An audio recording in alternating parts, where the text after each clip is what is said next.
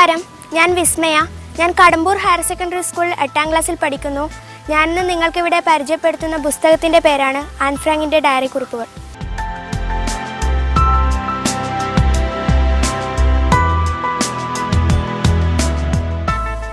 വംശീയ മേധാവിത്വം എന്ന വികലമായ ചിന്താഗതിക്കിരയായി നാസി തടവറയിൽ വെച്ച് മരണമടഞ്ഞ ആൻ ഫ്രാങ്ക് എന്ന പെൺകുട്ടിയുടെ സ്മരണകളാണ് ഈ കൃതി.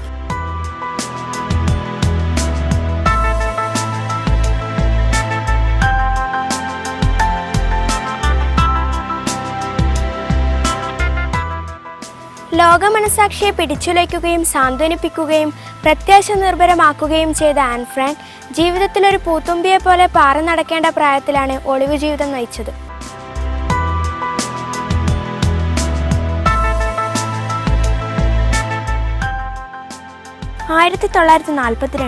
ജൂൺ 14 ഞായർ. ജൂൺ 12-ാം തീയതി വെള്ളിയാഴ്ച 6 മണിക്കു തന്നെ ഞാൻ ഉറക്കമുണർന്നു. എൻ്റെ പിറന്നാളാണെന്ന്. അത്ര നേരത്തെ ഉറക്കമെണീക്കാൻ എനിക്ക് അനുവാദമുണ്ടായിരുന്നില്ല.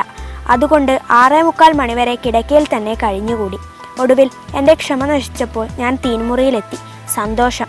അവിടെ എനിക്ക് ഊഷ്മളമായ സ്വീകരണം നൽകാൻ ഞങ്ങളുടെ മൂർട്ടി എന്ന പൂച്ചയുണ്ടായിരുന്നു. 7 മണി കഴിഞ്ഞു. ഞാൻ മമ്മിയുടെയും ഡാഡിയുടെയും അടുക്കലേക്ക് പോയി. പിന്നെ എനിക്ക് കിട്ടിയ പിറന്നാൾ സമ്മാനങ്ങൾ അഴിച്ചു നോക്കുന്നതിനായി ഇരിപ്പുമുറിയിലേക്കും. അവിടെ എൻ്റെ പ്രിയപ്പെട്ട ഡയറി നീ ഉണ്ടായിരുന്നു. എനിക്കു കിട്ടിയ സമ്മാനങ്ങളിൽ ഏറ്റവും മനോഹരമായത് മേശപ്പുറത്ത് 1 കിലോ പനിനീർ പൂക്കൾ, 1 പറ്റം പിയോണിച്ചെടികൾ, പിന്നെയും അവയൊക്കെ സമ്മാനമായി എത്തിക്കൊണ്ടേയിരുന്നു.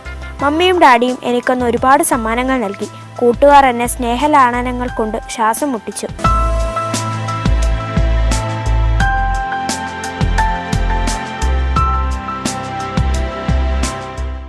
1943 നവംബർ 8 തിങ്കൾ വൈകുന്നേരം. പ്രിയ കിറ്റി, ഈ കത്തുകളുടെ ശേഖരം മറിച്ചു നോക്കിയാൽ തോന്നുന്ന ഒരു കാര്യം വളരെ പെട്ടെന്ന് മാറിക്കൊണ്ടിരിക്കുന്ന എൻ്റെ മാനസികാവസ്ഥകളായിരിക്കും. പുറമേയുള്ള അന്തരീക്ഷം എന്നെ കാര്യമായി ബാധിക്കുന്നുണ്ടെന്നത് സങ്കടകരമാണ്. പക്ഷേ എല്ലാവരുടെ കാര്യത്തിലും ഇങ്ങനെ തന്നെയാണ്. എന്നെ ആകർഷിക്കുന്ന ഒരു പുസ്തകം കയ്യിലെടുത്തിട്ടേ എനിക്ക് പലപ്പോഴും മറ്റുള്ളവരുമായി ഇടപഴകാൻ തോന്നാറുള്ളൂ. പല സമയത്തും ഞാൻ കഠിനമായ വിഷാദത്തിന് അടിമപ്പെടുന്നു. കാരണം എന്തെന്നറിയില്ല. ഒരുപക്ഷെ ഞാനൊരു ഭീരുവായതുകൊണ്ടാവാം.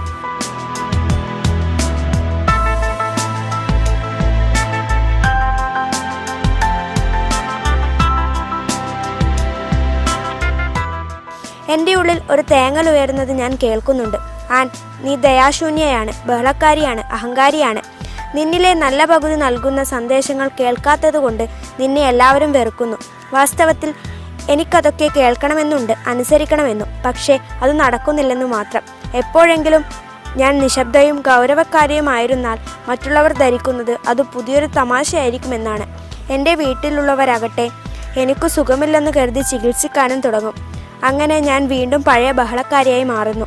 മറ്റാരും ഈ ലോകത്തിലില്ലെങ്കിൽ എൻ്റെ ആഗ്രഹങ്ങൾക്കനുസരിച്ചുള്ള ഒരു പെൺകുട്ടിയായി തീരാൻ എനിക്ക് കഴിയുമല്ലോ എന്ന് ഞാൻ ആലോചിച്ചു പോകും. നിൻ്റെ ആൻ.